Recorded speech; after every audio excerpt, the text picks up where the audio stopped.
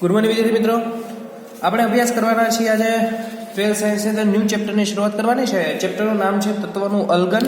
અલગન એટલે કે એને અલગીકરણ બોલે હોતે અને એના સામાન્ય સિદ્ધાંતો અને પ્રક્રમો. તો ચેપ્ટરની પ્રસ્તાવના બહુ લેન્ધી છે, તો થોડુંક સ્પીડમાં આપણે આની અંદર અભ્યાસ કરવાના છીએ. તો સામાન્ય માહિતી આપી દઉં કે તત્વનું અલગન. અલગન છે કઈ રીતે કરવું? તો પૃથ્વીને પોપડા જે આપણે કહીએ છીએ, જમીનનું ખોદકામ કરો છો અને અંદરથી જે મટીરિયલ નીકળે છે એને આપણે ખનિજ કહીએ છીએ. એ ખનિજ છે એ ઘણી બધી ધાતુઓનું મિશ્રણ હોય છે. એટલે ઘણી બધી ધાતુઓ રહેલી હોય, ધાતુના સલ્ફાઇડ સ્વરૂપે અથવા ધાતુના ઓક્સાઇડ સ્વરૂપે. એવી ખનિજોને અલગ કરવી, કઈ ખનિજોમાંથી કઈ ધાતુનું પ્રમાણ વધુ મળી આવે છે એના આધારે એને કાચી ધાતુમાં વર્ગીકરણ કરવું. હું એમ કહું કે ભાઈ ફોર એક્ઝામ્પલ એલ્યુમિનિયમ છે, તો એલ્યુમિનિયમની કાચી ધાતુ ભાઈ આપણે કહીએ ભાઈ બોક્સાઇડ છે, તો બોક્સાઇડ કાચી ધાતુ શું કામ થઈ? કારણ કે બોક્સાઇડ ખનિજ છે એમાં એલ્યુમિનિયમ ધાતુનું પ્રમાણ વધારે છે, એટલે એલ્યુમિનિયમ માટે કાચી ધાતુ કઈ થઈ? તો કે બોક્સાઇડ. એટલે બીજું સ્ટેપ છે એવી અયસ્કને ભેગી કરવી, એટલે કે સંકેન્દ્રણ કરવું, એમાંથી માટીના કણોને દૂર કરવા, એ સંકેન્દ્ર પદ્ધતિ. ત્યારબાદ ઓક્સિડેશન રિડક્શન, એના અમુક પ્રક્રમો છે, અને છેલ્લું સ્ટેપ આવે શુદ્ધિકરણ. ત્યારે આપણને પૃથ્વીના પોપડામાંથી મળેલી ખનિજમાંથી ધાતુ મળી શકે છે. જે આખું પ્રક્રમ છે, આ આખી પ્રોસેસ, એને ધાતુ કર્મ વિધિ બોલાય. ધાતુ કર્મ વિધિ એટલે શું? પૃથ્વીના પોપડા એટલે કે ખોદકામમાંથી મળેલી ખનિજોને શુદ્ધિકરણ કરવું, સંગ્રહીકરણ કરવું અને શુદ્ધ મેટલ મેળવવી, આ બધી જ પ્રક્રિયાનો સમાવેશ થાય એને હું બોલે ધાતુ કર્મ વિધિ. તો આપણે ચેપ્ટરમાં આ જ વસ્તુ સ્ટડી કરવાની છે. ખાસ ધ્યાન રાખજો બાળકો, આ ચેપ્ટરની અંદરથી 2 માર્ક્સના ક્વેશ્ચન પૂછાય છે અને MCQ પૂછાય છે. ચેપ્ટર બહુ જ ઇઝી છે, એટલે ખાસ મિનિમમ 6 માર્ક્સનું ચેપ્ટર છે. એમાં સિલેબસ કટ કરેલો છે, એના કારણે કંઈક ને કંઈક ક્વેશ્ચન્સ છે જે આમાં માર્ક્સ ઇન્વોલ્વ થશે. એટલે ચેપ્ટર આઈ થિંક 8 માર્ક જેવું આ ચેપ્ટર થવું જોઈએ, અને 2 માર્ક્સના 2 થી 3 ક્વેશ્ચન છે એ આ જ ચેપ્ટરમાંથી તમારે ફિક્સ છે, ગણવાના જ છે. 100 ને 200% 2 ક્વેશ્ચન તો હશે જ 2 માર્ક્સના, અને હું તમને કહી દઈશ એની બહાર એક ભી નહીં જાય. એટલે ખાસ 7 થી 8 માર્ક્સ જો તમારે જોતા હોય તો આ ચેપ્ટર કરી શકો છો. માત્ર 1 થી 2 કલાકમાં ચેપ્ટર કમ્પ્લીટ થઈ જાય એવું છે. તો થોડુંક સ્પીડમાં પ્રસ્તાવના આપણે સ્ટાર્ટ કરવાની છે. જોઈએ શું કીધું છે. ઉષ્માગતિશાસ્ત્ર શા માટે નિષ્કર્ષણ, ધાતુ ઓક્સાઇડના રિડક્શન માટે માત્ર રિડક્શન કરતા તત્વ અને નિમ્નતમ અમુક વિશિષ્ટ તાપમાન યોગ્ય છે તેમ દર્શાવે છે. એટલે એને એવું કીધું છે ભાઈ ઉષ્માગતિશાસ્ત્ર છે એ નિષ્કર્ષણ, એટલે બાળકો નિષ્કર્ષણને કહેવાય શુદ્ધિકરણ. ધાતુ ઓક્સાઇડના રિડક્શન માટે, એટલે કે કોઈ ધાતુ ઓક્સાઇડ હોય, ધાતુ ઓક્સાઇડ ફોર એક્ઝામ્પલ લખું, આ જો એલ્યુમિના છે, રાઈટ, આમાંથી મારે એલ્યુમિનિયમ જોતું છે, તો ધાતુનો ઓક્સાઇડ છે, તો ઓક્સિજનને દૂર કરવો પડે. ઓક્સિજનને દૂર કરવાનું શું બોલાય? રિડક્શન. તો રિડક્શનને દૂર કરવો હોય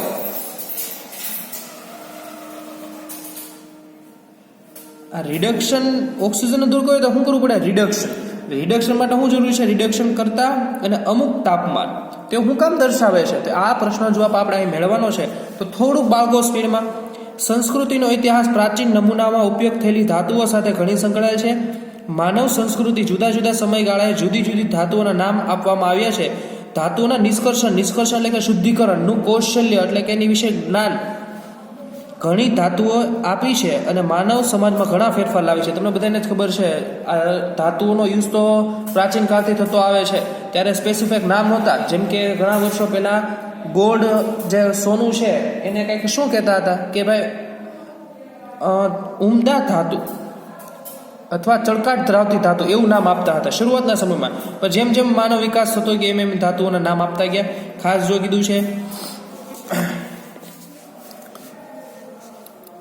તેણે શસ્ત્રો, સાધનો, આભૂષણો, વાસણો વગેરે આપ્યા. કોણે? મેટલ, ધાતુએ. અને સાંસ્કૃતિક જીવનને સમૃદ્ધ કર્યું. ધાતુઓ જેટલી વધારે કેટલીક વખતે પ્રાચીન નમૂનાની 7 ધાતુઓ કહેવાય છે. બાળકો ખાસ ટીક કરજો, MCQ પૂછે છે જો આ મુદ્દો. જે હું રેડ લીટી કરાવું એ ખાસ ધ્યાન રાખજો કે પ્રાચીન જમાના એટલે કે પ્રાચીન સમયમાંથી કઈ 7 ધાતુઓ જે હાઈલી આવે છે. એનું નામ છે સોનું, જે પ્રાચીન સમયથી અસ્તિત્વ ધરાવે છે. તાંબુ એટલે કે કોપર, ચાંદી એટલે કે સિલ્વર, સીસુ એટલે લેડ, કલા એટલે ટીન અને લોખંડ, અને પારો એટલે કે મર્ક્યુરી. આ એટલી ધાતુઓ છે. જો 1, 2, 3, 4, 5, 6 અને 7, કુલ 7 પ્રાચીન ધાતુઓ છે. 7 પ્રાચીન ધાતુના નામ તમને મોઢે હોવા જોઈએ. વળી ઔદ્યોગિક ક્રાંતિ, ઔદ્યોગિક ક્રાંતિ એને કે અત્યારે ભારત દેશની અંદર કેટલી બધી વસ્તુનો નિકાસ થાય છે, કેટલા બધા ઔદ્યોગિક ઉદ્યોગો પ્રક્રમો શરૂ છે એટલે ઔદ્યોગિક ક્રાંતિ બોલાય. પછી આધુનિક ધાતુ કર્મવિધિ આવ્યું ને. ધાતુ કર્મવિધિ કોને કે મેં હમણાં કીધું હતું, જે ખનિજમાંથી અલગ કરવાનું, એનું શુદ્ધિકરણ કરવાનું, ઓક્સિડેશન રિડક્શન કરવાનું, ઉચ્ચ શુદ્ધતાવાળું મેટલ મેળવવી, આ આખી પ્રક્રિયાનું બોલાય ધાતુ કર્મવિધિ. વિકાસ ઘાતાંકીય એટલે બહોળા પ્રમાણમાં થયો છે. અહીં નોંધવું રસપ્રદ છે કે ધાતુ કર્મવિધિમાં ઘણી સંકલ્પનાઓ મૂળ ઔદ્યોગિક ક્રાંતિ પહેલાની પ્રાચીન પદ્ધતિઓમાં રહેલી છે. એટલે કહેવાનો મતલબ એવો છે કે અત્યારે આ બધી પદ્ધતિનો વિકાસ નથી થયેલો, કારણ કે પ્રાચીન સમયમાં પણ આ બધી મેટલનો યુઝ થતા જ હતા. વાસણો બનાવવામાં મેટલ યુઝ થતી હતી, કોઈ શસ્ત્રો બનાવવા માટે મેટલ, આભૂષણો માટે. એટલે ત્યારે પણ બધાને ખબર જ હતી કે મેટલને ખનિજમાંથી અલગ કેમ કરવી. ભારત 7000 વર્ષો અગાઉથી ધાતુ કર્મવિધિમાં કૌશલ્ય પ્રણાલીમાં સમૃદ્ધ હતો. આનો મિનિંગ શું થયો કે ભારતમાં 7000 વર્ષ પહેલા પણ ધાતુઓનું શુદ્ધિકરણ થતું હતું. ભારતીય ધાતુ કર્મ વિધિના ઇતિહાસ માટે બે અગત્યના સ્ત્રોતો છે. એક તો જો ક્યાંથી ખબર પડી હતી કે પુરાતત્વીય ઉત્ખનન, જે ખોદકામ દરમિયાન આપણને પ્રાચીન નમૂનાઓ મળે એ. પછી સાહિત્યિક પુરાવા, જે અત્યારે હાલમાં ઘણા બધા છે, લોહ સ્તંભ ને બધા સ્તંભો છે, ખબર હોય તો, જે પુરાવા આપે છે કે પ્રાચીન સમયમાં પણ ધાતુનું શુદ્ધિકરણની પ્રોસેસ થતી હતી. ધાતુનો પ્રથમ પુરાવો ભારતીય ઉપખંડ કરજોટિક માર્ગ. આ પાછું યાદ રાખો, ધાતુનો પ્રથમ પુરાવો ક્યારે મળ્યો હતો? ભારતીય ઉપખંડ બલુચિસ્તાનના મેહગઢમાંથી આશરે 6000 BCE. તો BCE એટલે તમને કહી શકો કે BCE નું નેમ છે before common era. BCE that means before common era. જે ઈસુ ખ્રિસ્તી ભગવાન હતા એના રિલેટેડ આ ટોપિક લખેલો છે ને, કે BCE નો મિનિંગ કે બિફોર ક્રાઇસ્ટ. બિફોર ક્રાઇસ્ટ એટલે ઈસુ ખ્રિસ્તી ભગવાન જે હતા એનો જન્મ થયો એ પહેલાનો સમય, એવો કંઈક આનો ઉલ્લેખ થતો હોય છે. એટલે કે 6000 વર્ષ, એટલે કે ઈસુ ખ્રિસ્તી ભગવાનનો જન્મ થયો એના પણ 6000 વર્ષ પહેલા સમયે મળી આવેલો તાંબાનો મણકો. સૌથી પહેલા ધાતુનો પુરાવો ક્યાંથી મળ્યો હતો? તો કે ભારતીય ઉપખંડના બલુચિસ્તાન, ભારતનો ઉપખંડ છે બલુચિસ્તાન, ત્યાં ક્યાં મેહગઢમાંથી આશરે 6000 BCE પહેલાનો તાંબાનો મણકો. સૌથી પહેલા જે ધાતુનો પુરાવો મળ્યો ગયો તો તાંબાનો મણકો ક્યાંથી મળ્યો તો બલુચિસ્તાન. તેના વિશે વિચારવામાં આવ્યું કે મૂળ તેનો બનેલો છે કોપર ધાતુનો, નહીં કે તેની કાચી ધાતુમાંથી નિષ્કર્ષિત. આનો મિનિંગ શું થયો કે એનો મિનિંગ થયો કે કોપર ધાતુને એની કાચી ધાતુમાંથી શુદ્ધિકરણ કરીને આ મણકો બનાવવામાં આવ્યો હતો. બાળકો, કાચી ધાતુ મિનિંગ સમજાય જવો જોઈએ કે પૃથ્વીની અંદરથી જે ખનિજ મળે, જે ખનિજમાં કોપરનું પ્રમાણ વધારે હશે તો એ કોપરની કાચી ધાતુ. ફોર એક્ઝામ્પલ, મને કોઈ બીજી ખનિજ છે એમાં એલ્યુમિનિયમનું પ્રમાણ વધારે છે તો એલ્યુમિનિયમ માટે કાચી ધાતુ થશે. એટલે આ તાંબાનો મણકો તો પ્યોર કોપર નહોતો. એનો મિનિંગ શું થયો કે એ જમાનામાં પણ માણસોને આવડતું હતું ખનિજમાંથી, એટલે કે કાચી ધાતુમાંથી કોપરને કેમ મેળવવું. એટલે આખો તાંબાનો મણકો કોનો હતો? કોપર ધાતુ. રાજસ્થાનની ખેતરી પૌરાણિક ખાણો અને હરિયાણાની મીઠા તાળાની પણ હડપ્પા સંસ્કૃતિ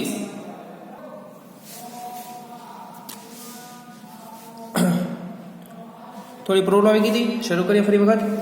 રાજસ્થાનની ખેતરીની પૌરાણિક ખાણો અને હરિયાણાને મીઠા થાળમાંથી, આ બે સ્થળો છે. રેડી? આ પૌરાણિક ખાણો એ રાજસ્થાની અને હરિયાણાની મીઠા થાળામાંથી.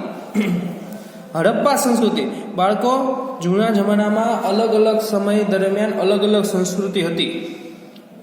હડપ્પા સંસ્કૃતિ, ચાલ્કોલિથિક સંસ્કૃતિ આવી, પછી મૌર્ય કાળ, એ બધા અલગ અલગ સંસ્કૃતિ આવી જે સમય દરમિયાન. કલા નમૂનાઓ રાજસ્થાન, ગુજરાત, મધ્યપ્રદેશ, મહારાષ્ટ્ર પથરાયેલા 8 સ્થાનોમાં મળેલા કોપરના નમૂના. વર્ણપટિક અભ્યાસ પછી ભારતમાં કોપર ધાતુ કર્મવિધિ ઉપખંડમાં કઈ સંસ્કૃતિ? આ ચાલ્કોલિથિક સંસ્કૃતિ સમયની સાબિતી આપે. એટલે કહેવાનો મિનિંગ અલગ અલગ કોપરના મણકાઓ મેળવા, એનું કાર્બન ડેટિંગ એટલે કે જે કેટલા વર્ષ જૂનો છે તે ખબર પડે. એટલે એમાંથી ખબર પડી કે ભાઈ એક કોપરનો મણકો તો એ હડપ્પા સંસ્કૃતિનો હતો, કોઈ બીજો નમૂનો જોઈ હતી કઈ સંસ્કૃતિનો, ચાલ્કોલિથિક. એટલે ત્યાંથી એને એક જ વસ્તુ ખબર પડી કે ધાતુનું શુદ્ધિકરણ તો છે એ પ્રાચીન કાળથી થતું આવ્યું હતું. ભારતીય ચાલ્કોલિથિક તાંબાની વસ્તુઓ મહદઅંશે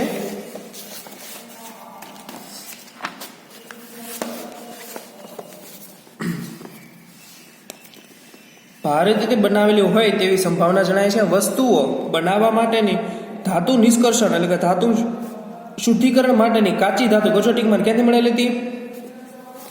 અરવલ્લીની પર્વતમાળામાંથી નિક્ષેપિત એટલે મેળવેલી નિક્ષેપિત કાચી ધાતુને કરો ટીક માર્ક.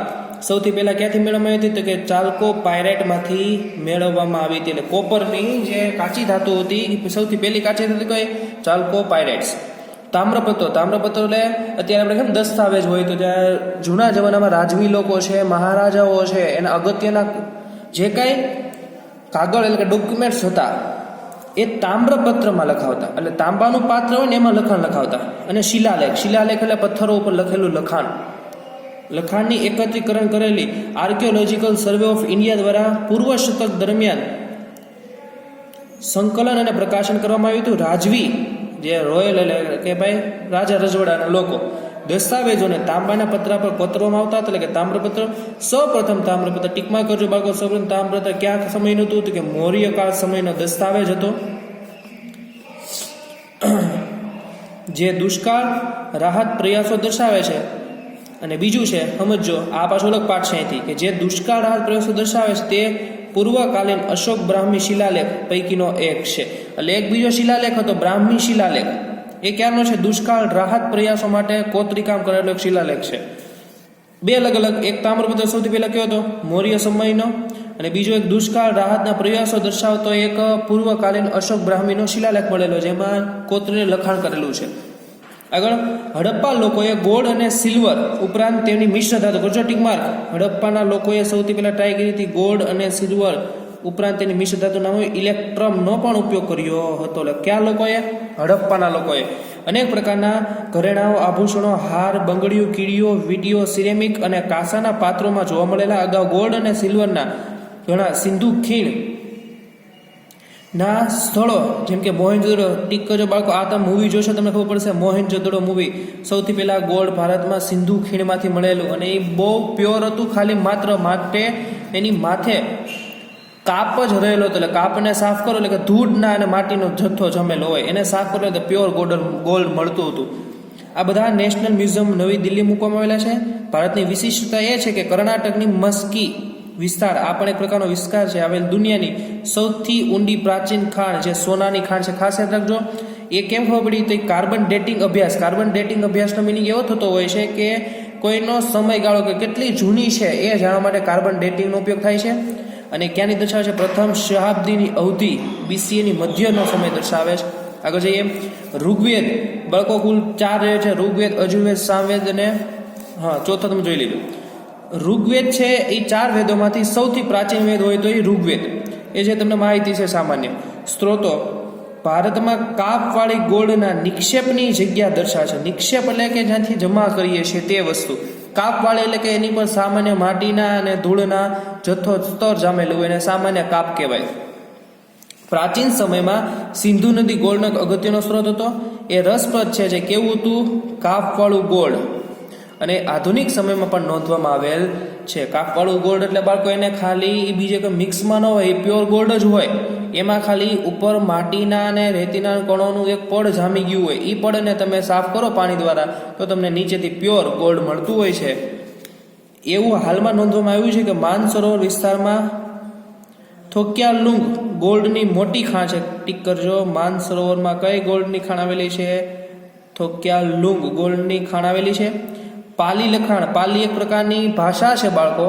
એટલે પાલી ભાષા લખાણમાં અંગુતારા નિકાય આ બુકનું નામ છે. અંગુતારા નિકાયમાં કાપવાળા સુવર્ણ એટલે ગોલ્ડની રજમાંથી અને કણમાંથી ગોલ્ડની પુનઃ પ્રાપ્તિનો ઉલ્લેખ કરેલો છે. વૈદિક લખાણોમાં ગોલ્ડના શુદ્ધિકરણ કરવાના પુરાવા મળ્યા છે.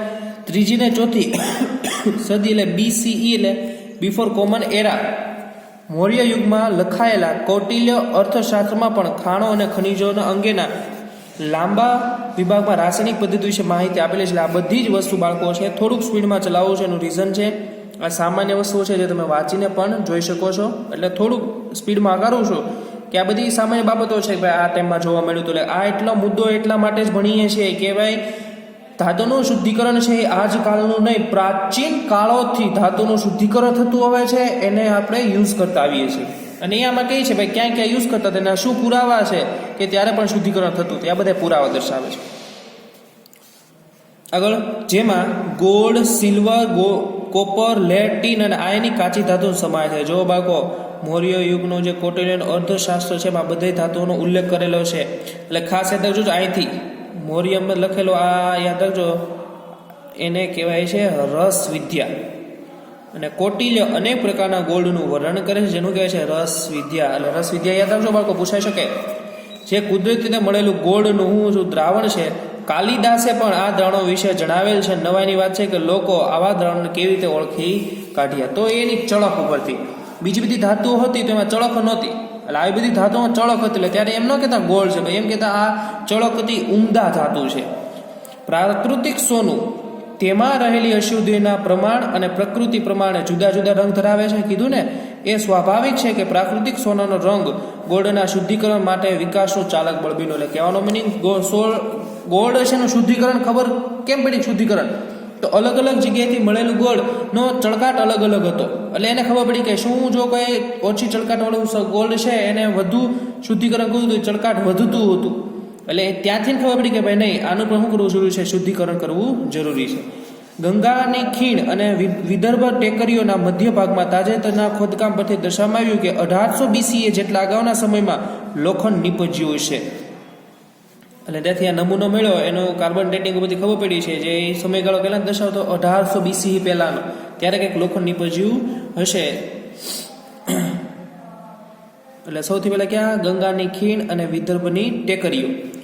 ઉત્તર પ્રદેશના પુરાતત્વ વિભાગ દ્વારા કરવામાં આવેલ તાજેતર ખોદકામમાં લોખંડની ભઠ્ઠીઓ, કલાકૃતિઓ, ટ્વિયર અને સ્લેગના સ્તરો મળ્યા. ટ્વિયર એટલે જે તોપ ગોળાની અંદર જે લોખંડનું આવરણ આવેલું છે, તો તોપ ગોળો તો કેટલી ઉર્જાથી બ્લાસ્ટ થતો, તોપનું જે મોઢેથી ગોળો નીકળે છે એ કેમ નથી તૂટી જતું? કારણ કે એની અંદર પણ લોખંડનું આવરણ આવેલું હોય છે.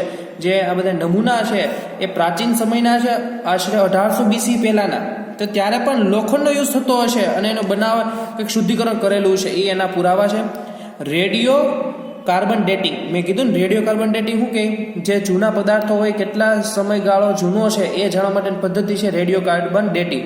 તે વસ્તુનો સમયગાળો કેટલાનો દર્શાવે છે? 1800 થી 1000 BC વચ્ચેનો તેઓ નિર્દેશ કરે છે. ખોદકામ પરિણામો સૂચવે છે કે લોખંડ પ્રગલન એટલે કે ઓગાળવું અને એને અલગ અલગ કલાકૃતિના ઉત્પાદન પૂર્વીય વિદ્યામાં સારી રીતે જાણકારી છે. એટલે કહેવાનો મિનિંગ કે લોખંડનો યુઝ કરતા જ્યારે માણસોને બહુ સારી રીતે આવડતો હતો કે એ લોખંડને ઓગાળીને અલગ અલગ પાત્રમાં ઢાળીને એનો આકાર આપી શકીએ છીએ. અગાઉ દ્વિતીય શતાબ્દીમાં પણ મધ્ય ગંગાના મેદાનો ઉપયોગમાં હશે. લોખંડની કલાકૃતિ જથ્થા અને પ્રમાણ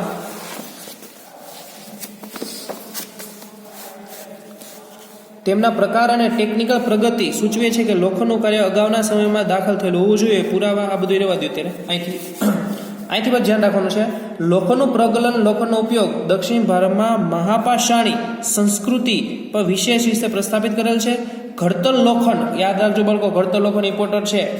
જે છે એ કોમન એરા એટલે ઈસુ ખ્રિસ્તનો જન્મ થઈ ગયો પછી, ઓલું પહેલા, આને બોલાય કોમન એરા.